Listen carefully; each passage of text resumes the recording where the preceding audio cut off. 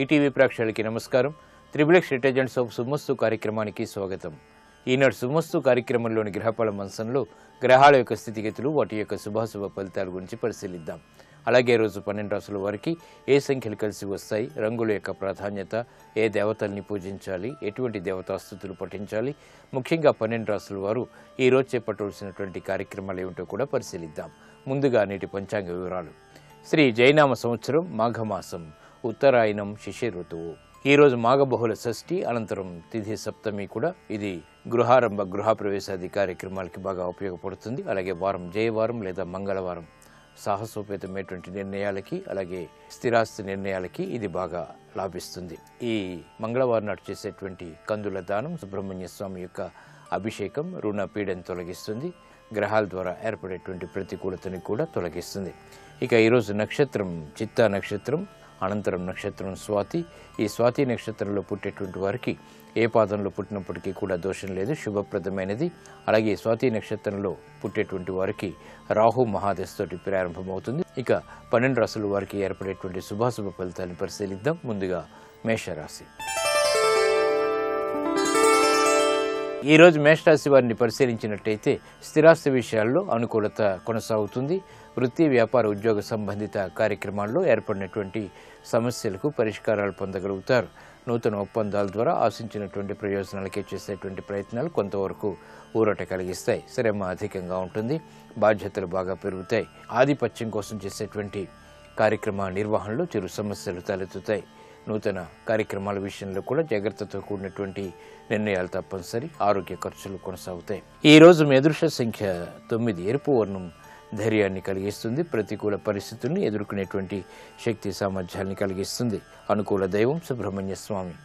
ఈ రోజు ఈ రాశి వారు సుబ్రహ్మణ్య స్వామిని దర్శించి భక్తి శ్రద్ధలతో పూజాది కార్యక్రమాలు నిర్వహించడం ద్వారా స్థిరాస్తి విషయాల్లో అనుకూలత ఏర్పడుతుంది. ఆరోగ్య పరీక్షలు ఈరోజు మీకు మేలుని కలిగిస్తాయి. ఈ రోజు వృషభ రాశి వారిని పరిశీలించినట్టయితే ఉద్యోగ ప్రయత్నాలు ఫలిస్తాయి. చేపట్టేటువంటి కార్యక్రమాల్లో శ్రద్ధ పెరుగుతుంది. నూతన ఒప్పందాల ద్వారా ఏర్పడినటువంటి ప్రతికూలత తగ్గుతుంది. వ్యాపార ప్రతిబంధకాలను ధైర్యంతో ఎదుర్కోగలుగుతారు. అవమానకర సంఘటనల్ని నెట్టివేయగలుగుతారు. కార్యక్రమ నిర్వహణలో ఏర్పడినటువంటి పొరపాట్లను సవరించుకునేటువంటి అవకాశాలు కూడా దగ్గరవుతాయి. కుటుంబ వ్యవహారాల్లో సఖ్యత పెరుగుతుంది. నూతన కార్యక్రమాల్ని వృత్తిరీత్యా చేపట్టగలుగుతారు. ఆనందకర వాతావరణం కొనసాగుతుంది. ఈ రోజు మీ అదృష్ట సంఖ్య 3. పసుపు వర్ణం త్వరితగతిని శుభాల్ని కలిగిస్తుంది. ప్రతికూల పరిస్థితుల్ని దూరం చేస్తుంది. అనుకూల దైవం దక్షిణామూర్తి. ఈ రోజు ఈ రాశి వారు దక్షిణామూర్తి స్వామిని దర్శించి భక్తి శ్రద్ధలతో పూజాది కార్యక్రమాలు నిర్వహించడం ద్వారా ఆర్థిక పురోగవృద్ధి అన్ని రంగాల వారికి ఏర్పడుతుంది. ఆర్థిక లావాదేవీలు, సంభాషణలు, ప్రక్రియలు ఈరోజు మీకు లాభిస్తాయి.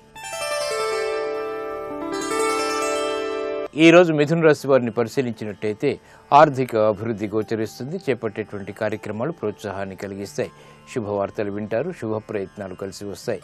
నూతన కార్యక్రమాలకి నాంది ఏర్పడుతుంది.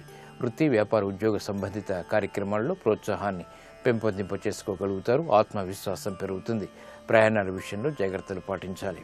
ఈ రోజు మీ అదృష్ట సంఖ్య 5. ఆకుపచ్చ వర్ణం రక్షణకి దోహదపడుతుంది. ఆహ్లాద పరిస్థితుల్ని కలిగిస్తుంది. అనుకూల దైవం శ్రీ వెంకటేశ్వర స్వామి. ఈ రోజు ఈ రాశి వారు శ్రీ వెంకటేశ్వర స్వామిని దర్శించి భక్తి శ్రద్ధలతో పూజాది కార్యక్రమాలు నిర్వహించడం ద్వారా వ్యవహారాల్లో ఏర్పడినటువంటి సమస్యలకు పరిష్కారాలు పొందగలుగుతారు. గ్రహ అతి ప్రతికూలత తగ్గుతుంది. స్థిరాస్తి కొనుగోళ్లు వంటివి ఈరోజు మీకు లాభిస్తాయి. ఈ రోజు కర్కాటక రాశి వారిని పరిశీలించినట్టయితే వాహన విషయాల్లో జాగ్రత్తలు పాటించాలి. స్థిరాస్తి విషయాల్లో కూడా ప్రతికూలత కొనసాగుతుంది. కుటుంబ సఖ్యతకై చేపట్టేటువంటి కార్యక్రమాలు కలిసి వస్తాయి. ఆహ్లాద పరిస్థితులు ఉద్యోగపరంగా కొనసాగుతాయి. వ్యాపార ప్రతిబంధకాన్ని సాహసోపేతమైన నిర్ణయాల ద్వారా ఎదుర్కోగలుగుతారు. కుటుంబ సభ్యుల మధ్య ఏర్పడినటువంటి సమస్యలకు పరిష్కారాలు కూడా పొందగలుగుతారు. విదేశీ వ్యవహారాల్లో ఆచితూచి నిర్ణయాలు తీసుకోవాలి. ఈ రోజు మీ అదృష్ట సంఖ్య 3. పసుపు వర్ణం త్వరితగతిని శుభాల్ని కలిగిస్తుంది. ప్రతికూల పరిస్థితులను ఎదుర్కొనేటువంటి ధైర్య సాహసాల్ని కలిగిస్తుంది. అనుకూల దైవం దక్షిణామూర్తి. ఈ రోజు ఈ రాశి వారు శ్రీ దక్షిణామూర్తి స్వామిని దర్శించి భక్తి శ్రద్ధలతో పూజాది కార్యక్రమాలు నిర్వహించడం ద్వారా పొరపాట్లను సవరించుకునేటువంటి అవకాశాలు వేగవంతంగా దగ్గరవుతాయి. విద్యా ప్రయత్నాలు ఈరోజు మీకు లాభిస్తాయి, అనుకూలిస్తాయి. ఈ రోజు సింహరాశి వారిని పరిశీలించినట్టయితే సంబంధ బాంధవ్యాల విషయంలో జాగ్రత్తలు పాటించాలి. శత్రువులపై విజృంభించగలుగుతారు. కోర్టు సంబంధిత వ్యవహారాల్లో అనుకూలత పెరుగుతుంది. నూతన బాధ్యతలు పెరిగినప్పటికీ సక్రమ నిర్వహణ కొనసాగించగలుగుతారు. ఆత్మవిశ్వాసాన్ని పెంపొందింప చేసుకునేటువంటి కార్యక్రమ నిర్వహణ ద్వారా ఆశించినటువంటి ప్రయోజనాలు పొందగలుగుతారు. గృహ విషయాలు అనుకూలిస్తాయి. ప్రయాణాల్లో ఏర్పడినటువంటి ప్రతిష్టంభన దూరం అవుతుంది. కార్యక్రమ నిర్వహణలో ఏర్పడినటువంటి ప్రతికూలత తగ్గుతుంది. ఆరోగ్య విషయంలో కూడా మంచి మార్పులు చోటు చేసుకుంటాయి. ఈ రోజు మీ అదృష్ట సంఖ్య 5. ఆకుపచ్చ వర్ణం రక్షణకి దోహదపడుతుంది. ఆహ్లాద పరిస్థితుల్ని కలిగిస్తుంది. అనుకూల దైవం ఆంజనేయ స్వామి. ఈ రోజు ఈ రాశి వారు ఆంజనేయ స్వామిని దర్శించి భక్తి శ్రద్ధలతో పూజాది కార్యక్రమాలు నిర్వహించడం ద్వారా ఆర్థిక వ్యవహారాల్లో ఏర్పడినటువంటి అనిశ్చితి తొలగిపోతుంది. శత్రు భీతి పోతుంది. ఆర్థిక ప్రయత్నాలు, లావాదేవీలు, సంభాషణలు ఈరోజు మీకు ఉపకరిస్తాయి. ఈ రోజు కన్యారాశి వారిని పరిశీలించినట్టయితే మానసిక ధైర్యం పెరుగుతుంది. చేపట్టేటువంటి కార్యక్రమాలపై పట్టు బిగించగలుగుతారు. స్వతంత్ర నిర్ణయాలకి ఉపక్రమించగలుగుతారు. గతంలో కన్నా మెరుగైనటువంటి పరిస్థితులు అన్ని రంగాల వారిని ఆనందాన్ని కలిగిస్తాయి. వృత్తి, వ్యాపార, ఉద్యోగ సంబంధిత కార్యక్రమాల్లో ప్రోత్సాహం పెరుగుతుంది. ప్రాధాన్యతను సంతరించుకునేటువంటి కార్యక్రమ నిర్వహణ తద్వారా విజయాలు సిద్ధిస్తాయి. ఆరోగ్యం క్షేమం. ఈ రోజు మీ అదృష్ట సంఖ్య 3. పసుపు వర్ణం త్వరితగతిని శుభాల్ని కలిగిస్తుంది. ప్రతికూల పరిస్థితిని దూరం చేస్తుంది. అనుకూల దైవం ఈశ్వరుడు. ఈ రోజు ఈ రాశి వారు శివాలయాన్ని దర్శించి ఈశ్వరుడికి అభిషేకాది కార్యక్రమాలు నిర్వహించడం ద్వారా సాహస నిర్ణయాల ద్వారా విజయాలు సిద్ధిస్తాయి. సాహస నిర్ణయాలు ఈరోజు మీకు లాభిస్తాయి. ఈ రోజు తులారాశి వారిని పరిశీలించినట్టయితే ఉద్యోగ వ్యవహారాల్లో జాగ్రత్తలు వహించాలి. పొరపాట్లు దొరికేటువంటి సంఘటనలు లేకపోలేదు. ఆర్థిక అసహనం కొనసాగుతుంది. వృత్తి, వ్యాపార, ఉద్యోగ సంబంధిత కార్యక్రమాల్లో ఏర్పడినటువంటి సమస్యలు జటిలమవుతాయి. నూతన బాధ్యతలు పెరుగుతాయి. శ్రమ అధికంగా ఉంటుంది. ఖర్చులు ఉక్కిరిబిక్కిరి చేస్తాయి. ఈ రోజు మీ అదృష్ట సంఖ్య 2. తెలుపు వర్ణం ప్రశాంతతను పెంచుతుంది. ప్రతికూల పరిస్థితుల్ని ఎదుర్కొనేటువంటి శక్తి సామర్థ్యాన్ని కలిగిస్తుంది. అనుకూల దైవం మహాగణపతి.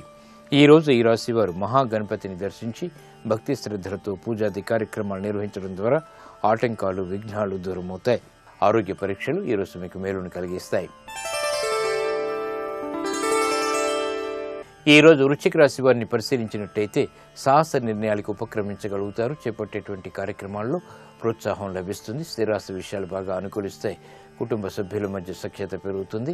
అవగాహనతో కూడినటువంటి కార్యక్రమ నిర్వహణ తద్వారా విజయాలు సిద్ధిస్తాయి. విదేశీ లావాదేవీల్లో ఆర్థిక సంబంధ బాంధవ్యాలు మెరుగవుతాయి. శుభవార్తలు వింటారు. ఈ రోజు మీ అదృష్ట సంఖ్య 9. ఎరుపు వర్ణం ధైర్యాన్ని కలిగిస్తుంది. ప్రతికూల పరిస్థితుల్ని ఎదుర్కొనేటువంటి శక్తి సామర్థ్యాన్ని కలిగిస్తుంది. అనుకూల దైవం ఆంజనేయ స్వామి. ఈ రోజు ఈ రాశి వారు ఆంజనేయ స్వామిని దర్శించి భక్తి శ్రద్ధలతో పూజాది కార్యక్రమాలు నిర్వహించడం ద్వారా మానసిక ప్రశాంతతని ఆహ్వానించగలుగుతారు. స్థిరాస్తి కొనుగోళ్లు ఈరోజు మీకు లాభిస్తాయి. ఈ రోజు ధనుసు రాశి వారిని పరిశీలించినట్టయితే సంభాషణల ద్వారా ఇతరులను ఆకట్టుకోగలుగుతారు. సంబంధ బాంధవ్యాలు, వ్యాపారీత్యా పెంపొందింప చేసుకోగలుగుతారు. ఆర్థిక వ్యవహారాల్లో ఏర్పడినటువంటి ప్రతికూల పరిస్థితుల్ని అనుకూలంగా మరల్చుకునేటువంటి ప్రయత్నాలు కూడా కలిసి వస్తాయి. ఊరట లభించేటువంటి కార్యక్రమ నిర్వహణ కొనసాగుతుంది. వృత్తి, వ్యాపార, ఉద్యోగ సంబంధిత కార్యక్రమాల్లో చిరు ప్రోత్సాహం ఆనందాన్ని కలిగిస్తుంది. గృహ విషయాల్లో అనుకూలత కొనసాగుతుంది. ప్రయాణాల విషయంలో మాత్రం జాగ్రత్తలు వహించాలి. ఈ రోజు మీ అదృష్ట సంఖ్య 3. పసుపు వర్ణం త్వరితగతిని శుభాల్ని కలిగిస్తుంది. ప్రతికూల పరిస్థితుల్ని ఎదుర్కొనేటువంటి ధైర్య సాహసాలను కలిగిస్తుంది. అనుకూల దైవం ఈశ్వరుడు. ఈ రోజు ఈ రాశి వారు శివాలయాన్ని దర్శించి ఈశ్వరుడికి అభిషేకాది కార్యక్రమాలు సమర్పించడం ద్వారా అష్టమ బృహస్పతి ద్వారా ఏర్పడేటువంటి ఆర్థిక చిక్కులు వీడిపోతాయి. అసహనం తగ్గుతుంది. విదేశీ సంబంధిత లావాదేవీలు, పెట్టుబడులు ఈరోజు మీకు లాభిస్తాయి.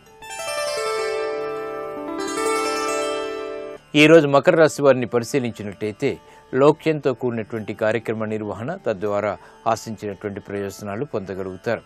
నిరుత్సాహ పరిస్థితుల నుంచి బయటికి రాగలుగుతారు. ఆశాజనకమైనటువంటి వాతావరణం ఆర్థికంగా కొనసాగుతుంది. సంబంధ బాంధవ్యాలు మెరుగవుతాయి. పెట్టుబడుల ద్వారా ఆశించినటువంటి ప్రయోజనాలని పొందగలుగుతారు. వ్యాపార నిమిత్తమే చేపట్టేటువంటి కార్యక్రమాలు కూడా కలిసి వస్తాయి.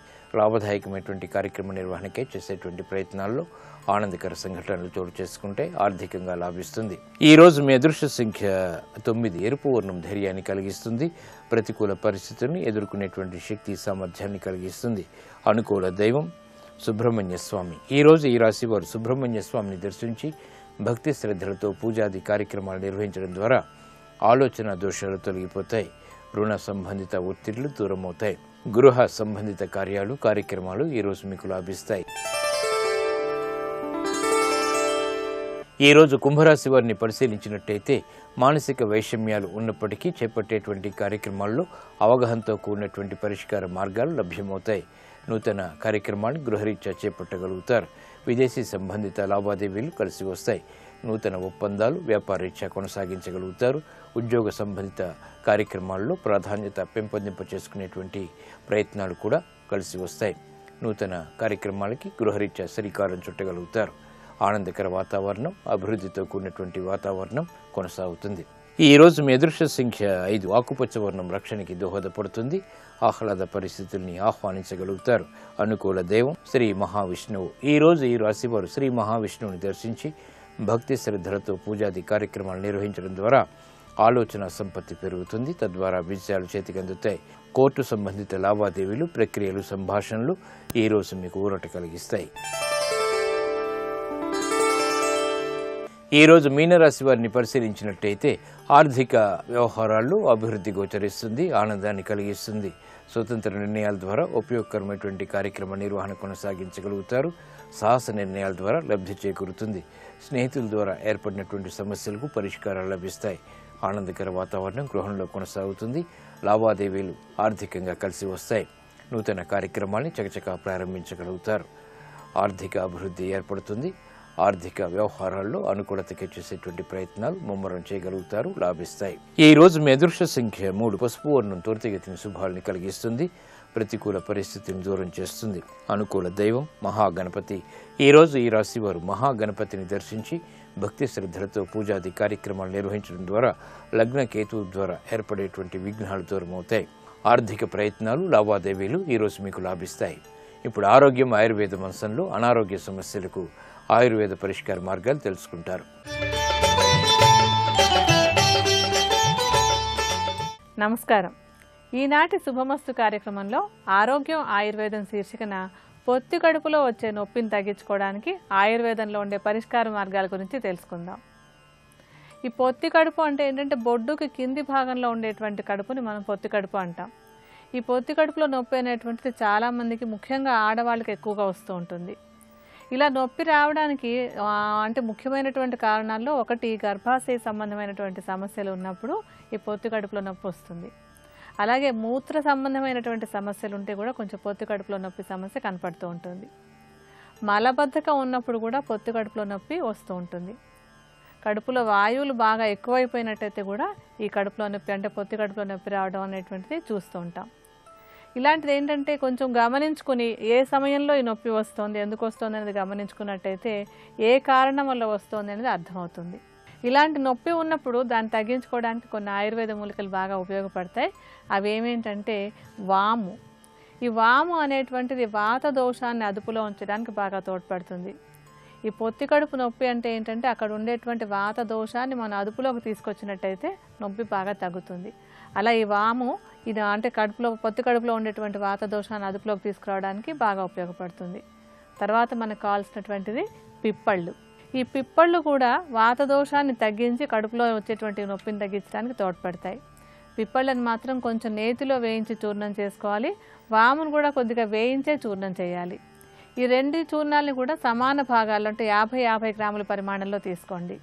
ఇందులో వేసుకోవాల్సినటువంటి ఆఖరి ద్రవ్యం సైంధవ లవణం. లవణాలన్నీ కూడా నొప్పిని తగ్గించడానికి బాగా ఉపయోగపడతాయి. అలాగే లవణాలు ఏంటంటే ఇప్పుడు పొత్తి కడుపులో నొప్పి ఉన్నట్టయితే ఆయుర్వేదంలో చెప్పేటప్పుడు అపాన వాతం అంటాం. ఆ అపాన వాతాన్ని అదుపులో ఉంచడానికి బాగా తోడ్పడుతుంది.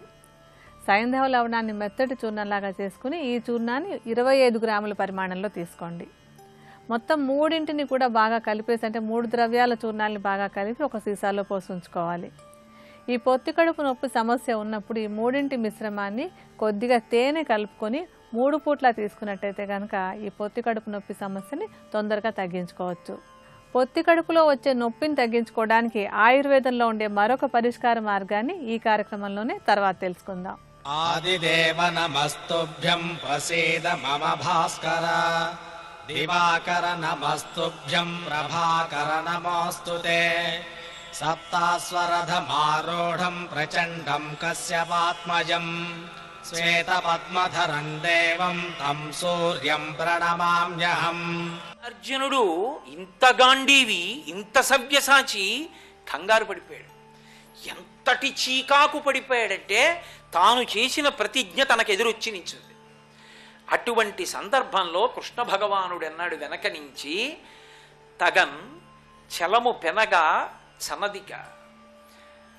మహానుభావుడైనటువంటి ఆ సూర్యుడున్నాడే ఇనుడు పశ్చిమ ధరాధరంబు చెరబోయి, కావున నేనొక ఉపాయంబు నేడు కల్పించదా దానచేత కాని దాయవడడు అన్నాడు. ఓ అర్జున, తొందరపడకు. ఇక ఇప్పుడు నువ్వు ఇలాగే యుద్ధం చేస్తూనే సైంధవుణ్ణి చంపుతానంటే అవదు, చంపలేవు. ఎందుకో తెలుసా? నీ శక్తి లేక కాదు, సమయం లేదు, అయిపోయింది. ఇనుడు పశ్చిమాద్యుడి చేరిపోతున్నాడు. ఒరిగిపోయాడా? అయిపోయింది, అంతే. సూర్యాస్తమయం. సూర్యాస్తమయం అయిందా? ఇక నువ్వు బాణం వేయకూడదు, అయిపోయింది, సైంధవుడు గెలిచేశాడు అని. ఇప్పుడు నేను ఒక చిన్న ఉపాయాన్ని తయారు చేస్తాను అని ఆయనే, ఈయన కదూ భగవానుడు, ఒక మాయాతిమిరాన్ని సృష్టించాడు.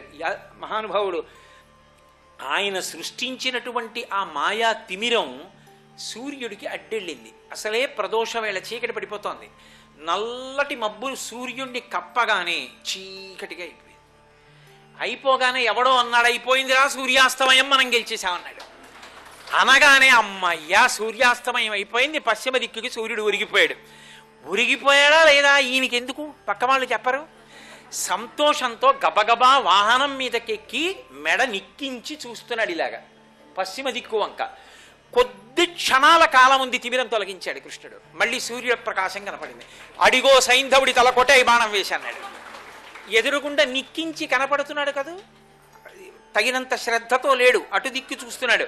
ఇటు తిరిగే లోపల అర్జునుడు బాణం వేసి కొట్టాడు, తెగిపోయిన తల. సైంధవుడి తల తెగి కింద పడుతోంది. కృష్ణుడు అన్నాడు, ఆ తల కింద పడడానికి వీల్లేదు, దాన్ని అలా బంతులాడు కాసేపు ఆకాశంలో అన్నాడు. మళ్ళీ ఎందుకని వృద్ధక్షత్రుడి శాపం ఉంది, ఆ తలకాని కింద పడిపోయింది అనుకోండి, అర్జునుడి తల నూరు రక్కలైపోతుంది, అది కింద పడకూడదు. అందుకని బాణాలతో బంతులాడు ఆకాశంలో అన్నాడు. ఎలా అంతసేపు బంతులు ఎలా ఆడతాను? ఒక పక్క బాణం వేసి బంతులాడుతూ ఒక పక్క యోధులతో యుద్ధం చేస్తున్నాడు. వీళ్ళని నిగ్రహించాలి, ఆ బంతికి ఆ తల కింద పడకూడదు. ఏకకాలంలో రెండిటితో ఆడుతున్నాడు.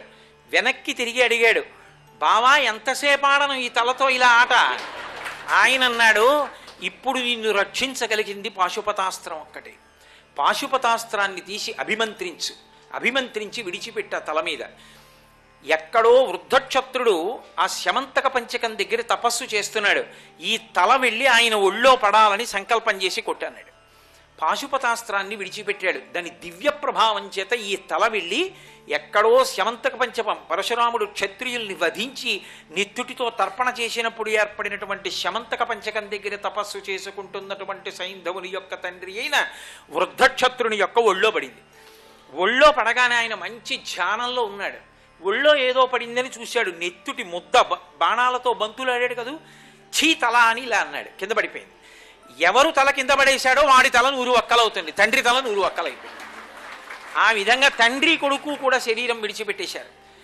సూర్యాస్తమయం అనేటటువంటిది కొద్ది క్షణాలు ఉండగా మాయాతిమిరాన్ని వేసి సైంధవుడి యొక్క తల తెగడానికి కృష్ణుడు కారణం కాకపోయి ఉంటే ఆయన ఎంత ధర్మమునందు నిలబడతాడో, ధర్మమును రక్షించడానికి మాయా తిమిరం చాటుకు వెళ్ళి మళ్ళీ అర్జునుడికి అవకాశం కల్పించాడు. మీరు ఇందులో ఒకటి గుర్తుపెట్టుకోవాలి, పక్షపాతం కాదది, ధర్మమును నిలబెట్టడం. ధర్మం అన్నది పోయిందనుకోండి, అసలు ఆ రోజున మాయాతిమిరం వేస్తే మాత్రం నేనెందుకు లొంగాలి అన్నాడనుకోండి సూర్యుడు, అలా అన్న ఉత్తర క్షణంలో ఇంకా లోకంలో ధర్మం ఎందుకు నిలబడుతుంది? అసలు ఎవరి మానాన వాళ్ళు ధార్మికంగా ఎందుకుంటారు? అలా ఉండనప్పుడు బలహీనుడు అన్నవాడు ఎలా బ్రతుకుతాడు లోకంలో? ధర్మము నిలబడాలి. ధర్మము నిలబడాలి అంటే కృష్ణ భగవానుడు మాయాతిమిరాన్ని సృష్టించి మహాభారతంలో అర్జునుడు బ్రతకడానికి కారణమయ్యాడు కాబట్టి సైంధవుడి తల తెగింది కాబట్టి కౌరవులు మళ్ళీ నిస్సత్తువకి లోనైపోయారు కాబట్టి మళ్ళీ ఉత్సాహాన్ని పుంజుకుని పాండవులు నడవగలిగారు. సూర్యుని యొక్క గమనము, ఆ సూర్యాస్తమయ సూర్యోదయాలనేటటువంటివి అంత కీలకమైనటువంటి పాత్ర పోషించాయి.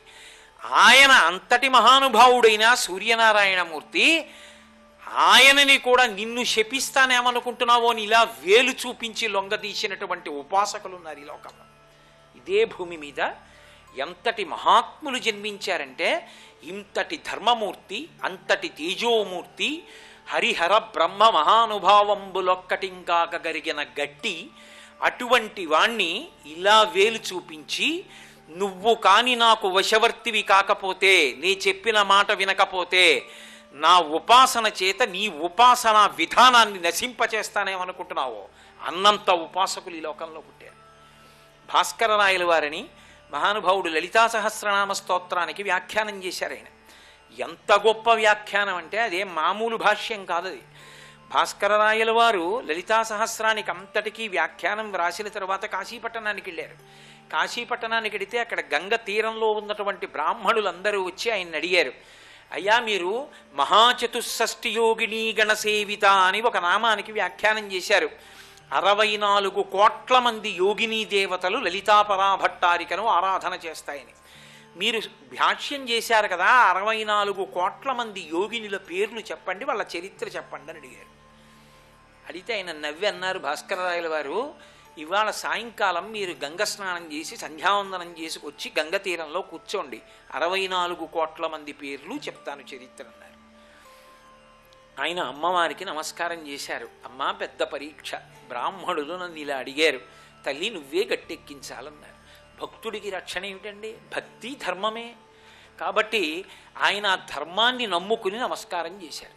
చేసి కూర్చున్నారు. ప్రదోష వేళయింది, సంధ్యావందనం చేసుకుని వచ్చారు. బ్రాహ్మణులందరూ గంగా తీరంలో కూర్చున్నారు. కూర్చుని ఉంటే 64 కోట్ల మంది యోగినీ దేవతలకు సంబంధించిన చరిత్ర భాస్కర రాయల వారు చెప్పడం కాదు, 64 కోట్ల మంది యోగినీ దేవతలు కాశీపట్టణంలో ఆకాశంలో నిలబడ్డారు. నిలబడి ఎవరి చరిత్ర వాళ్ళకి చెప్తున్నారు. ఆ బ్రాహ్మణులందరికీ వాళ్ళు తెల్లబోయి ఒళ్ళు గగురు పొడిచింది. వాళ్ళకి గగురు పొడిచి పరిగెత్తుకుంటూ ఆ కుంకుమానంద స్వామి వారి దగ్గరికి వెళ్ళారు. అయ్యా, ఇదేమి విచిత్రం అండి, ఆయన చెప్తారనుకున్నాం, భాస్కర రాయల వారు ఏకంగా 64 కోట్ల మంది యోగినులు వచ్చి ఆకాశంలో నిలబడి చరిత్ర చెప్తున్నారు అంటే ఆయన అన్నారు, మీరు ఏదో తొందరపడి భాస్కర రాయల వారంటే సామాన్యుడనుకుని ఆయనని విమర్శించచ్చు, తేలికగా మాట్లాడచ్చు అనుకున్నారు. ఆయన ఎవరో చూడండని కళ్ళు తుడిచారు ఆ వచ్చిన బ్రాహ్మణులకు. వాళ్ళు కళ్ళు విప్పి చూసేసరికి మహానుభావుడికి భాస్కర రాయల వారి యొక్క కుడి భుజం మీద లలితాపరాభట్టారిక, ఎడం భుజం మీద శ్యామలాదేవి కూర్చుని ఆయన ఉపాసకుడు కూర్చుని దర్శనమిచ్చారు. ఈ సంఘటన జరిగిన తరువాతే కాశీపట్టణంలో శ్రీచక్రేశ్వర లింగాన్ని ప్రతిష్ఠ చేశారు. ఇప్పటికీ కిందకి దిగితే కనపడుతుంది. శివలింగం మీద శ్రీచక్రం ఉంటుంది, శ్రీచక్రేశ్వరుడు అంటారు. అటువంటి భాస్కర రాయల వారు మహా ఉపాసకుడు. ఆయన శరీరంతో ఉన్న రోజులలో ఒక ఆశ్చర్యకరమైన సంఘటన జరిగింది. మహారాష్ట్ర దేశాన్ని ఒకప్పుడు శివాజీ మహారాజ్ పరిపాలించి హైందవ సామ్రాజ్య స్థాపన చేశాడు. ఆ శివాజీ మహారాజు యొక్క పౌత్రుడు సాహు. ఆ సాహుకి ఒక సైన్యాధిపతి ఉండేవాడు. ఆయనని ధనాజీ జాధవుడు అని పిలిచేవారు. ఆ ధనాజీ జాధవుడికి ఒక కుమారుడు, ఆయన పేరు చంద్రసేన జాధవుడు. ఆ చంద్రసేన జాధవుడు బాలకీ నగరాన్ని రాజధానిగా చేసుకుని పరిపాలన చేస్తున్నాడు. ఆయనకి సంతానం లేదు. ఆయన గురువు గారు భాస్కర రాయల వారు. భాస్కర రాయల వారు ఒకసారి అటుగా వస్తూ ఉంటే ఆయన దర్శనం చేసుకుని అర్ఘ్యపాద్యాదులిచ్చి గురువు గారిని ప్రార్థన చేశాడు. అయ్యా, నాకు ఎదర కావలసిన అంత్యేష్టి సంస్కారాన్ని నిర్వహించడానికి, శరీరం పడిపోయిన తరువాత పిండ ప్రదానం చెయ్యడానికి, ప్రతి ఏటా శ్రాద్ధకర్మ చేయడానికి ఓ కుమారుడు ఉండాలి. అది కోరరాని గొంతెమ్మ కోరిక కాదు, ఉండవలసినటువంటి కోరిక. పుత్ర సంతానం పొందాలని ఎవరికి ఉండదు. కాబట్టి నాకు ఒక్క కుమారుణ్ణి ప్రసాదించవలసింది అని ప్రార్థించాడు. భాస్కర రాయల వారు వెంటనే ఆశీర్వచనం చేశారు, నీకు కుమారుడు కలుగుతాడు అని. సంతోషించారు. భాస్కర రాయల వారు వెళ్ళిపోయారు. ఆ దంపతులు సంతోషించి అంతఃపురానికి వెళ్ళిపోయారు. ఆయన భార్య గర్భవతి అయింది. కొంతకాలం అయిపోయిన తరువాత ఈ భాస్కర రాయల వారికే ఒక శిష్యుడు ఉండేవాడు. ఆయన పేరు నారాయణ దేవుడు. ఆయనకి భాస్కరరాయల వారు మంత్రోపదేశం చేశారు. బహుశ్రద్ధతో మంత్రజపం చేశాడు. ఆయన చేసి భ్రమరాంబ యొక్క అనుగ్రహాన్ని పొంది వాక్సిద్ధిని పొందాడు. ఆయన నోటితో ఏమంటారో అది అవుతుంది. ఆయన వచ్చాడు బాలకీనగరం వైపుకి. వస్తే ఈ చంద్రసేన జాధవుడు తన భార్యని వెంట పెట్టుకుని మళ్ళీ వెళ్ళి ఆయన కాళ్ళ మీద పడ్డాడు. పడి భార్యని చూపించి, అయ్యా నా భార్య గర్భవతి, ఏ సంతానం కలుగుతుందని అడిగాడు. ఆయన ఏదో ఆలోచన చేస్తూ ఆడపిల్ల పుడుతుంది అన్నారు. అంటే వెంటనే రాజు అన్నాడు, మగపిల్లవాడు పుడతాడని మీ గురువుగారు భాస్కరరాయల వారు ఆశీర్వదించారు అన్నాడు. ఎంత ధూర్తమైన పని చేశావురా! నాకు మంత్రోపదేశం చేసిన మహానుభావుడు మా గురువు భాస్కరరాయల వారు. ఆయన మాటకి వ్యతిరేకంగా నేను మాట్లాడేటట్టుగా చేశావు. నువ్వు ముందు చెప్పద్దు. పుత్ర సంతానం కలుగుతుందని మా గురువుగారు ఆశీర్వదించారని నాతో చెప్తే శుభం భూయాత్ అనేవాడిని. నువ్వు అలా చెప్పలేదు, ఏ బిడ్డ పుడుతుందని అడిగావు. అంటే నా గురువు చేసిన ఆశీర్వచనాన్ని నాకు చెప్పకుండా నా చేత పలికించావు. ఇప్పుడు నా గురువు అన్న మాటకి వ్యతిరేకంగా నేను మాట్లాడాను. ఇప్పుడు దోషం నాకొచ్చింది. అందుకే మా గురువు గారి మాట పోకూడదు, నా మాట పోకూడదు. పురుషుడు కాడు, పురుషుడు స్త్రీ రెండూ కలిపి నపుంసకుడు పుడతాడు.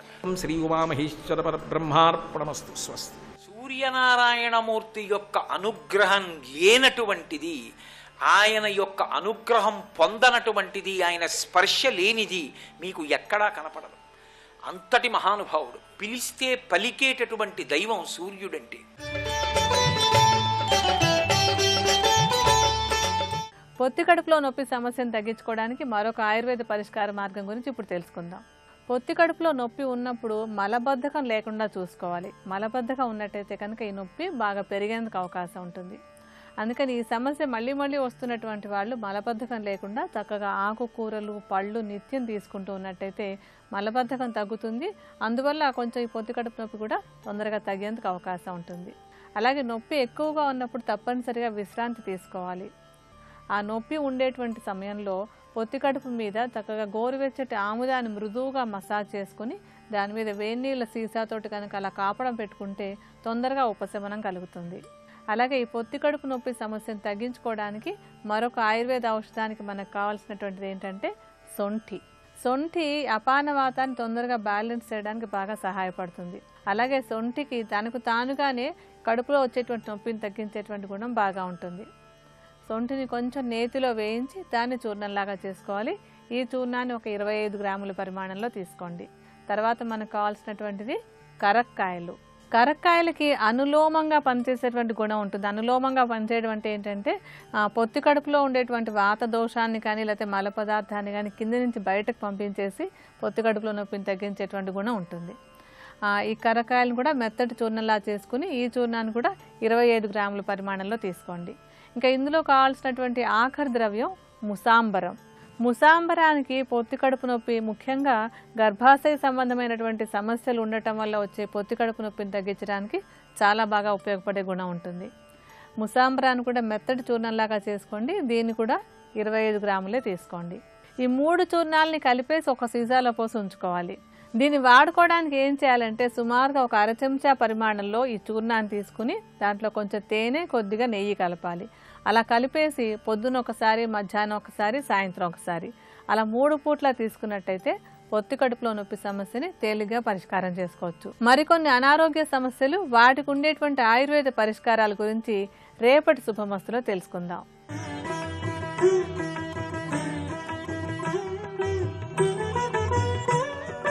త్రిబుల్ ఎక్స్ డిటర్జెంట్ సోప్ శుభమస్తు కార్యక్రమంలో శుభయోగం శీర్షికకి స్వాగతం. ఈ శీర్షికన 27 నక్షత్రాలలో జన్మించిన వారు అదృష్ట భాగ్యం కోసం, లక్ష్మీదేవి యొక్క అనుగ్రహం కోసం ఎటువంటి విధి విధానాలను అనుసరించాలో పరిశీలిద్దాం. ఏ నక్షత్రంలో జన్మించిన వారైనా సరే లక్ష్మీ కటాక్ష సిద్ధి కోసం, అష్టలక్ష్ముల యొక్క అనుగ్రహాన్ని పరిపూర్ణంగా పొందటం కోసం ఏనుగులు తొండంతో నీళ్లు తీసుకుని అభిషేకిస్తున్న లక్ష్మీదేవి యొక్క చిత్రపటానికి ప్రతిరోజు కూడా ఎర్రటి పూలమాలను అలంకరించాలి. అలాగే ఆ చిత్రపటానికి 27 నక్షత్రాల వాళ్ళు తప్పనిసరిగా ఒక దానిమ్మ పండును నైవేద్యంగా ప్రతి శుక్రవారం నాడు సమర్పించాలి. ఇలా చేసినట్లయితే లక్ష్మీదేవి యొక్క అనుగ్రహాన్ని చాలా సులభంగా పొందవచ్చు. అదేవిధంగా వీలైనప్పుడల్లా నల్ల కుక్కకు ఏదైనా ఆహారం వేయటం ద్వారా కూడా గ్రహదోషాల నివారింపజేసుకొని ఏ నక్షత్రంలో జన్మించిన వారైనా సరే లక్ష్మీదేవి యొక్క అనుగ్రహాన్ని చాలా సులభంగా పొందవచ్చు. వీలైనప్పుడల్లా మీరు అన్నం తినే సమయంలో కొంత అన్నాన్ని తీసి ఆవుకి ఆహారంగా తినిపించడం ద్వారా కూడా మీకున్న దోషాలన్నీ తొలగింపజేసుకొని లక్ష్మీ కటాక్ష సిద్ధిని చాలా సులభంగా పొందవచ్చు. ప్రత్యేకంగా అశ్విని నక్షత్రంలో జన్మించిన వారెవరైనా సరే లక్ష్మీదేవి యొక్క అనుగ్రహాన్ని సులభంగా పొందటానికి ప్రతి నెలలో ఏదైనా మంగళవారం నాడు నవగ్రహ ఆలయంలో కేతుగ్రహం దగ్గర 7 ఒత్తులు వేసి నువ్వుల నూనెతో దీపాన్ని వెలిగించాలి. ఇలా చేసినట్లయితే గ్రహదోషాల నివారింపజేసుకొని లక్ష్మీదేవి యొక్క అనుగ్రహాన్ని సులభంగా పొందవచ్చు. అశ్విని నక్షత్ర సంజాతకులు గురువారం నాడు సీతాఫలాలను ఎవరికైనా దానంగా ఇవ్వటం ద్వారా కూడా లక్ష్మీ కటాక్ష సిద్ధిని పొందవచ్చు. అదేవిధంగా అశ్విని నక్షత్ర సంజాతకులు వీలైనప్పుడల్లా కోళ్లకి మేత వేయటం ద్వారా కూడా ధనప్రాప్తిని పెంపొందింపజేసుకోవచ్చు. అశ్విని నక్షత్రానికి సంపత్తార భరణి నక్షత్రం. అంటే అశ్విని నక్షత్రానికి సంపదలు కలిగింపజేసే నక్షత్రం భరణి నక్షత్రం. అందువల్ల అశ్విని నక్షత్రంలో జన్మించిన వాళ్ళు ఎవరైనా సరే ఏ నెలలోనైనా సరే భరణి నక్షత్రం ఉన్న సమయంలో కానీ శుక్రవారం నాడు కానీ పార్వతీదేవిని తెల్లటి పుష్పాలతో పూజించాలి. స్త్రీలైతే ప్రత్యేకంగా అశ్విని నక్షత్రంలో జన్మించిన వాళ్ళు ఓం శ్రీ గౌరీదేవి అయిన మహా అనేటటువంటి మంత్రాన్ని శుక్రవారం నాడు కానీ భరణి నక్షత్రం ఉన్న సమయంలో కానీ జపించుకున్నట్లయితే లక్ష్మీ కటాక్ష సిద్ధి చాలా సులభంగా ఏర్పడుతుంది. అదేవిధంగా అశ్విని నక్షత్ర సంజాతకులు శ్రీ మహావిష్ణువు మత్స్యావతార రూపంలో ఉన్నటువంటి చిత్రపటానికి పసుపచ్చటి రంగు ఉన్నటువంటి పూలమాలను ప్రతిరోజు అలంకరించడం ద్వారా కూడా లక్ష్మీ కటాక్ష సిద్ధిని చాలా సులభంగా పొందవచ్చు. అదేవిధంగా భరణి నక్షత్ర సంజాతకులు ఎవరైనా సరే ప్రతి నెలలో వచ్చే శుక్లపక్షంలో తదియ తిథి నాడు ఎద్దుకు అలచందలు ఆహారంగా తినిపించటం ద్వారా గ్రహదోషాల నివారింపజేసుకొని లక్ష్మీ కటాక్ష సిద్ధిని చాలా సులభంగా పొందవచ్చు. భరణి నక్షత్ర సంజాతకులకు కృత్తికా నక్షత్రం సంపత్తార. అంటే కృత్తికా నక్షత్రం ఈ భరణి నక్షత్ర సంజాతకులకు సంపదలను కలిగింపజేస్తుంది. అందువల్ల భరణి నక్షత్రంలో జన్మించిన స్త్రీ పురుషులు ఎవరైనా సరే ఏ నెలలోనైనా కృత్తికా నక్షత్రం ఉన్న రోజు కానీ లేదా ఆదివారం నాడు కానీ సూర్యుడిని ఎరుపు రంగు పుష్పాలతో పూజిస్తూ ఆదిత్య హృదయం పారాయణ చేసినట్లయితే ధనపరంగా ఉన్న సమస్యలను తొలగింపజేసుకొని లక్ష్మీదేవి యొక్క అనుగ్రహాన్ని సులభంగా పొందవచ్చు. అదేవిధంగా భరణి నక్షత్ర సంజాతకులు శుక్రవారం నాడు బ్రాహ్మణుడికి పాలు దానంగా ఇవ్వటం ద్వారా ఎల్లప్పుడూ ఒక నెమలి ఈకను మీ దగ్గర ఉంచుకోవటం ద్వారా కూడా లక్ష్మీదేవి యొక్క పరిపూర్ణమైన అనుగ్రహాన్ని చాలా సులభంగా పొందవచ్చు. అదేవిధంగా భరణి నక్షత్ర సంజాతకులు ఎవరైనా సరే గోధుమ నూకతో తయారు చేయబడినటువంటి పూర్ణాలను శుక్రవారం నాడు లక్ష్మీదేవికి నివేదించి దాన్ని ప్రసాదంగా స్వీకరించినట్లయితే లక్ష్మీదేవి యొక్క అనుగ్రహం ద్వారా సమస్త దోషాలను నివారింపజేసుకొని ఐశ్వర్య వృద్ధిని పెంపొందింపజేసుకోవటానికి ఆస్కారం ఎంతగానో ఉంది. అదేవిధంగా భరణి నక్షత్రంలో జన్మించిన వారు ఎవరైనా సరే ముఖ్యమైన కార్యనిమిత్తమై బయటికి వెళుతున్న తరుణంలో దుర్గాదేవి నామాన్ని 3 సార్లు స్మరించుకొని బయటికి వెళ్ళినట్లయితే లక్ష్మీదేవి యొక్క అనుగ్రహాన్ని చాలా సులభంగా పొందవచ్చు. భరణి నక్షత్ర సంజాతకులు ఎవరైనా సరే ప్రతి శుక్రవారం నాడు లక్ష్మీదేవికి తామర పూలమాలను అలంకరించి బెల్లం పొంగలిని నివేదన చేయటం ద్వారా వ్యాపార పరంగా చక్కటి పురోభివృద్ధిని సాధించడానికి ధన సంపాదనను పెంపొందింపజేసుకోవటానికి ఆస్కారం ఎంతగానో ఉంది. అదేవిధంగా అశ్విని నక్షత్ర సంజాతకులైతే గణపతి సుబ్రహ్మణ్యుడు వీళ్ళిద్దరి యొక్క పూజా కార్యక్రమాన్ని చేయటం శివ పంచాక్షరి స్తోత్రాన్ని చదువుకోవటం ద్వారా ధనపరంగా చక్కటి పురోభివృద్ధిని సాధించవచ్చు. అదేవిధంగా భరణి నక్షత్ర సంజాతకులైతే చాముండి అమ్మవారికి సంబంధించినటువంటి స్తోత్రాన్ని కానీ శ్లోకాన్ని కానీ చదువుకోవటం ద్వారా ధనపరంగా ఉన్న సమస్యలను తొలగింపజేసుకొని ధనపరంగా లక్ష్మీదేవి యొక్క పరిపూర్ణమైన అనుగ్రహాన్ని సులభంగా పొందవచ్చు. ఇంకా లక్ష్మీ కటాక్ష సిద్ధి కోసం 27 నక్షత్రాలలో జన్మించిన వారు ఎటువంటి విధి విధానాలను అనుసరించాలో వచ్చే మంగళవారం శుభమస్తు కార్యక్రమంలో శుభయోగం శీర్షికన తెలుసుకుందాం. రేపటి శుభమస్తు కార్యక్రమంలో శుభయోగం శీర్షికన రంగులు మీ అదృష్ట భాగ్యానికి ఏ విధంగా సహకరిస్తాయో పరిశీలిద్దాం.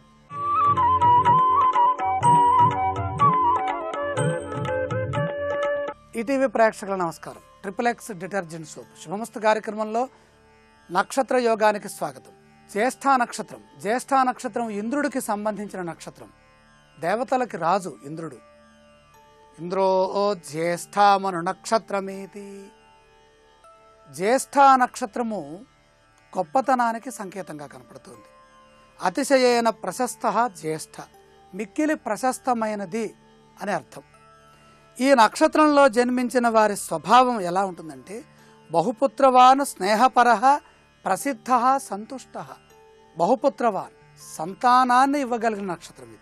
ఈ నక్షత్రంలో జన్మించిన వారికి సంతాన సిద్ధి చక్కగా ఉంటుంది. ప్రసిద్ధ, ప్రసిద్ధమైనటువంటి పేరు ప్రతిష్టలు సంపాదిస్తారు. సంతుష్ట, ప్రతి విషయంలో కూడా ఆనందాన్ని పొందుతూ ఉంటారు. సత్యవాది, ఎల్లప్పుడూ సత్యాన్నే మాట్లాడతారు.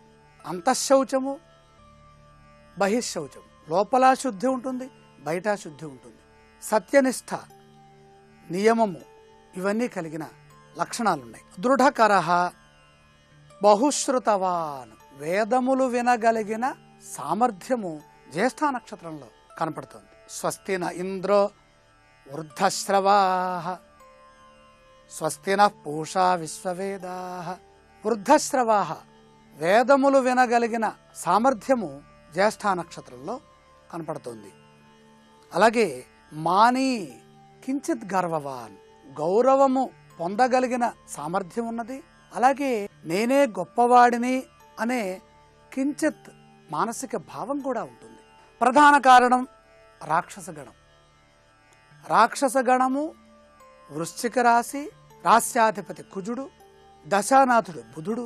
బుధుడికి కుజుడికి సంబంధించినటువంటి ఫలితాలు ఇంద్రుడితో అనుసంధానమైనప్పుడు రాజయోగం, రాజయోగ లక్షణాలు, భోగభాగ్యములు, అదృష్టము, సిరి సంపదలు సమగ్రంగా సమకూరుతాయి.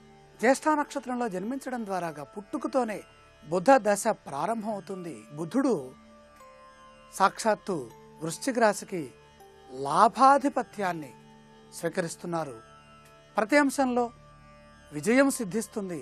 అలాగే పరిపాలనా దక్షత, పరిపాలనా సామర్థ్యము కలిగినటువంటి నక్షత్రము. రాస్యాధిపతి లక్షణాలను పరిశీలిస్తే కుజుడు ఇక్కడ అధిపతి. కుజుడు ధైర్యానికి ప్రతీక, ధర్మానికి, పరిపాలనకి, దక్షతకి నిరూపణ చేయగలిగినటువంటి సామర్థ్యం కనపడుతోంది. ఇంద్రుడు అంటే ఇందతి ఇది ఇంద్రః, ఇత్ పరమైశ్వర్యే, పరమైశ్వర్యయుక్తుడు అని అర్థం. పూజనీయుడు, ఐశ్వర్యవంతుడు, రాజు. 27 నక్షత్రాల్లో జ్యేష్ఠ నక్షత్రాన్ని ఇంద్రుడు అధిష్ఠించి ఉండటం, ఇంద్ర ఆరాధన, శ్రీకృష్ణ ఆరాధన, ఈశ్వరారాధన, విష్ణు ఆరాధన, ఈ ఆరాధనల వల్ల జ్యేష్ఠ నక్షత్ర జాతకులకి పరమ ఐశ్వర్య సిద్ధి కలుగుతుంది. వీరు కూడా ఆగర్భ శ్రీమంతులు. అందరిలోకి ప్రతిభ కలిగిన వారే ఉంటారు, ప్రజ్ఞావంతులే ఉంటారు, విద్యావంతులు, మేధావంతులు. రాక్షస స్వభావం అవటం చేత శాంతి నక్షత్రమైంది ఇది. నీచ చంద్రుడు కూడా ఉండటం వల్ల శాంతి నక్షత్రం. జ్యేష్ఠ నక్షత్ర జాతకుల యొక్క స్వభావం ఏ విధంగా ఉంటుంది? కొద్దిగా మొండితనం ఉండే అవకాశం ఉంటుంది. ప్రతిదానికి సర్దుకుపోయే స్వభావం ఉండకపోవచ్చు. నేనే గొప్పవారిని, నాకే అన్నీ తెలుసు, నేను అనుకున్నదే కావాలి, ఇది రాజయోగ లక్షణాలు. సేవాభావం, సేవా తత్పరత, సేవక లక్షణాలుంటే ప్రభువు కాలేడు, వీడు సేవకుడుగానే పల్లకి మోస్తూ ఉంటాడు. అశ్వం పైన స్వారీ చేయగలిగినటువంటి లక్షణం రాజయోగ లక్షణాల్లో ప్రప్రథమ లక్షణం. దేన్నైనా నడిపించగలిగినటువంటి కార్యనిర్వహణ సామర్థ్యం కలిగినటువంటి లక్షణాలు జ్యేష్ఠ నక్షత్రం పరిపూర్ణంగా ఉన్నాయి. జ్యేష్ఠ నక్షత్రం మొదటి పాదంలో జన్మించిన వారి స్వభావం, స్వరూపం ఏ విధంగా ఉంటుందో, వారి లక్షణాలు ఎలా ఉంటాయో రేపటి సమస్త కార్యక్రమంలో తెలుసుకుందాం. ఇప్పుడు ఆరోగ్యము యోగా అనే శీర్షికన అనారోగ్య సమస్యల నివారణకే ఉపకరించే కొన్ని యోగాసనాలని పరిశీలన చేద్దాం. కామెర్ల నివారణకు, కాలేయం పనితీరు మెరుగుపడటానికి హనుమదాసనం బాగా ఉపయుక్తమవుతుంది. ఆహార విహారాల వల్ల కాలేయ జబ్బులు ఏర్పడతాయి. కాలేయానికొచ్చే ప్రధాన ఆరోగ్య సమస్య కామెర్లు. మన శరీరంలో అతి ముఖ్యమైన అవయవాలలో లివర్ కూడా ఒకటి. శరీరంలో విషతుల్యమైన పదార్థాల్ని కాలేయం బయటకు పంపివేస్తుంది. శారీరక ఆరోగ్యాన్ని సమతౌల్యంగా ఉంచటంలో కాలేయం ప్రధాన పాత్ర పోషిస్తుంది.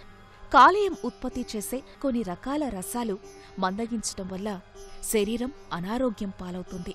దీనివల్ల కామెర్లు వంటి జబ్బులు ఏర్పడతాయి. వీటి నివారణకు హనుమదాసనం ఉపయోగపడుతుంది. హనుమంతుడు అంతటి శక్తిమంతుడు కావటానికి ఈ ఆసనమే ప్రధాన కారణంగా చెబుతారు. నేలపై కూర్చొని ఓ కాలును ముందుకు, మరో కాలును వెనక్కి చాపాలి. 2 కాళ్ళు పూర్తిగా నేలను తాకాలి. అలాగే 2 చేతులు కూడా నేలను తాకాలి. ఈ స్థితిలో తలను పైకి ఎత్తి ఉంచాలి. ఈ ఆసన సాధన వల్ల కాలేయ పనితీరు మెరుగుపడి కామెర్లు వంటి జబ్బులు నివారణమవుతాయి.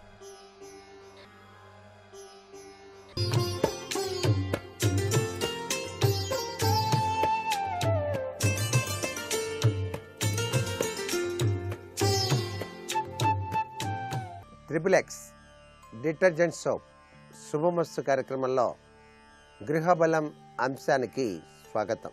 వాస్తు శాస్త్రరీత్యా ఉత్తరం వాకిళ్ళు సిరులను కురిపిస్తాయా అని చెప్పేసి భావన చాలా విశేషంగా గ్రహించాల్సి ఉంటుంది. ఏదైనా ఉత్తర దిశ అనగానే కుబేరతత్వం కనిపిస్తుంది. ఆ దిశకు కుబేరునికి దగ్గర సంబంధం ఉంది కాబట్టి అందుకే మనం డబ్బులు దాచుకునేటువంటి బీరువాను సైతం మన పడక గదిలో ఉత్తర గోడ మధ్యలో గోడకు ఆంచకుండా ముందుకు జరిపి దక్షిణం చూస్తూ ఉన్నట్టుగా అమర్చుకునేటువంటి విధి విధానం వల్ల సిరులు చక్కగా ఉంటాయి అని చెప్పేసి శాస్త్రరీత్యా ఉన్నటువంటి నమ్మకం. ఉదయం నిద్ర నుంచి లేవగానే తూర్పు తలుపులు ఉత్తరపు తలుపులు తెరిచి ఉంచాలి సుమా అని చెప్పేసి చెప్పటం వెనకాల కూడా లక్ష్మీదేవి ఆగమన తత్వం, ఆ దిశల వెనకాల దాగిన పరమార్థం మనం గ్రహించవలసిన పరిస్థితి ఎంతైనా ఉంది. తాబేలు బొమ్మను తీసుకుని వచ్చినటువంటి వారు ఒక ప్లేటులో నీరు పోసి ఉత్తరపు గోడకు దక్షిణం చూస్తూ ఉన్నట్టుగా గనక అమర్చినట్లయితే ఆ ఇంట కూడాను లక్ష్మీ ఆగమనం సిద్ధిస్తుంది అని చెప్పేసి మనం గ్రహించవలసినటువంటి విశేషాంశం. ఉత్తరము యొక్క అధిష్టాన దేవత కుబేరతత్వం కాబట్టి మీ ఇంటిలో బీరువా పైన లక్ష్మీ కుబేర్ల యొక్క ఫోటోను గనక ఉత్తర గోడకు తగిలించి ఉంచినట్లయితే సర్వత్రా కూడా శుభదాయకవంతమైన ప్రభావాలతో జీవితాన్ని గడపడానికి ఆస్కారం ఉంటుంది. ఉత్తర వాయువ్యంలో నీటి తొట్టిలో నీరు గనక ఉంచినట్లయితే సర్వత్రా కూడా చాలా శుభదాయకవంతమైన ప్రభావం ఆ గృహంపై పనిచేస్తుందని చెప్పచ్చు. ఉత్తర ఈశాన్యంలో ఎప్పుడూ కూడాను నీటి గుంట ఉండవచ్చు. బోరింగుల దగ్గర నుంచి బావుల దాకా కూడాను ఉత్తర ఈశాన్యంలోనే ఎక్కువగా నిర్మాణం చేసేటువంటి విశిష్ట సాంప్రదాయం కనిపిస్తుంది వాస్తుశాస్త్రరీత్యా. ఏది అయినప్పటికీ ఉత్తర దిశ మోక్షప్రదమైనటువంటి తత్వాన్ని కూడా ప్రసాదిస్తుంది. మీ ఇంట్లో దేవుడి పటాలు దక్షిణం చూస్తూ మీరు ఉత్తరాభిముఖంగా కూర్చుని గనక ధ్యానం చేసినట్లయితే అది మోక్ష మార్గానికి అన్వయింపబడుతుంది. అదే మీ ఇంట్లో ఉన్న దేవుడి పటాలు పడమర వైపు చూస్తూ మీరు తూర్పు వైపు తిరిగి గనక ధ్యానం చేసినట్లయితే మీ కోరికల్ని తీర్చటానికి ఆ యొక్క దైవారాధన సహకరిస్తుంది. అదేమో కోరికల కోసం, ఇదేమో మోక్షం కోసం. ఎవరి అభీష్టాల మేరకు వారు ఆ రీతిలో ధ్యాన పరంపరలను కొనసాగించడానికి ఆస్కారం ఉంటుంది. కాబట్టి దిక్కుల యొక్క ప్రభావం మానవ జీవితం మీద చాలా చక్కగా పనిచేస్తుంది. మీరు రాత్రిపూట నిద్రపోయే ముందు తల కింద ఒక రాగి చెంబులో నీళ్లు పోసుకొని ఉంచుకొని నిద్ర నుంచి లేవగానే ఉత్తర దిశగా నడిచి ఆ తల కింద ఉన్నటువంటి చెంబు, రాగి చెంబులో ఉన్న నీటిని ఉత్తర ద్వారం వైపు బయటికి గనక మీరు అలా గనక పోసినట్లయితే నిత్యం లక్ష్మీదేవి ఆగమనం సిద్ధిస్తుంది ఆ ఇంటిలోనికి అని కూడా శాస్త్రంలో చెప్పారు. అందుకనే పూర్వకాలంలో గొప్ప గొప్ప పండగలు వచ్చినప్పుడు ఉత్తరపు దిశలో ఉండేటువంటి ఆ యొక్క కాంపౌండ్ వాళ్ళకి కట్టినటువంటి గూళ్ళల్లో దీపారాధన చేసేవాళ్ళు. ఆ దీపం 6 గంటల నుంచి మరలా తెల్లవారేంత వరకు కూడా వెలిగేటువంటి రీతిలో అమర్చేటువంటి సాంప్రదాయం ఉంది. కార్తీక దీపోత్సవంలో కూడాను స్తంభాన్ని పాతి ఉత్తరంగా ఆ కార్తీక దీపాన్ని వెలిగించేటువంటి సాంప్రదాయ లక్షణం కూడా కనిపిస్తోంది. ఆ దిశ అంత విశిష్టవంతమైనటువంటి ప్రభావంగా మనకు శాస్త్రాల్లో చెప్పారు. కాబట్టి ఉత్తర దిశ కుబేర స్థానమే కాదు, ఉత్తర దిశలో వాకిళ్ళుతో నిర్మాణం చేసుకున్నటువంటి వారు కూడా సిరి సంపదలతో తులతూగడానికి ఆస్కారం అత్యధికంగా ఉంటుంది. ఉత్తర సింహద్వారానికి 2 తలుపులు అమర్చి ఆ తలుపుల పైన పద్మాంకృత పట్టికలను చెక్కి మోత రాకుండా తలుపులు మూసుకునేటువంటి రీతిలో కనుక మీరు సింహద్వారాన్ని ఏర్పాటు చేసినట్లయితే శుభకారక పరిణామం ఏర్పడి తీరుతుంది సుమా అని కూడా మనకు శాస్త్రం. మీ ఇంట్లో తులసి చెట్టు కనుక ఉన్నట్లయితే ఆ తులసి చెట్టును తూర్పు గోడకు ఆనించకుండా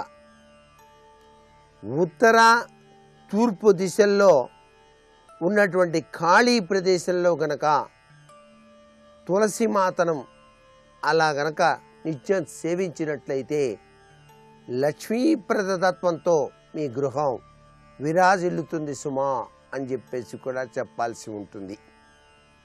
అంతేకాకుండా ఉత్తరపు వాకిళ్ళు నిర్మాణం చేసుకున్నటువంటి వారు గోసేవ చేయటం చాలా మంచిది. మీ ఇంటి ముందుకి కనుక ఆవు వచ్చినప్పుడు ఉత్తర దిశలో ఆవు వచ్చి నిలబడితే తప్పనిసరిగా ఆవుకు గ్రాసం కానీ లేక బియ్యం కానీ లేక అరటిపండు కానీ తప్పనిసరిగా ఆహారంగా భక్తి భావన స్ఫూర్తితో సమర్పించండి. దానివల్ల మీరు పొందేటువంటి లాభం అనిర్వచనీయంగా ఉంటుంది సుమా అని కూడా చెప్పడంలో ఏమాత్రం సందేహం లేదు. మరికొన్ని ముఖ్య విషయాలు రేపటి శుభమస్తు కార్యక్రమంలో తెలుసుకుందాం. ఇప్పుడు ఆరోగ్యం యోగా అనే శీర్షికన అనారోగ్య సమస్యల నివారణకు ఉపకరించే కొన్ని యోగాసనాలు ఏమిటో చూద్దాం.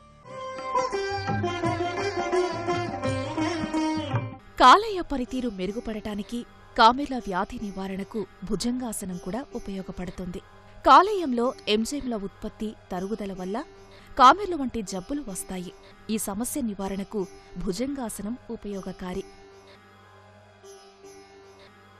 పడగెత్తిన పాము ఆకారంలో ఉండటం వల్ల ఈ ఆసనానికి భుజంగాసనం అనే పేరు వచ్చింది. నేలపై బోర్లా పడుకొని 2 కాళ్ల మడమలను కాళ్లను కలిపి నేలమీద ఆంచి బిగించి పట్టాలి. అరచేతుల్ని భూమికి నొక్కి పట్టాలి. నెమ్మదిగా శరీరాన్ని నాభి వరకు ఎత్తాలి. ఈ దశలోకి వచ్చేసరికి శ్వాసను పూర్తిగా తీసుకోవాలి. మెడను వీలైనంత వెనక్కి వంచాలి. ఈ భుజంగాసన సాధన వల్ల కాలేయ పనితీరు మెరుగై కామెర్లు తగ్గుతాయి.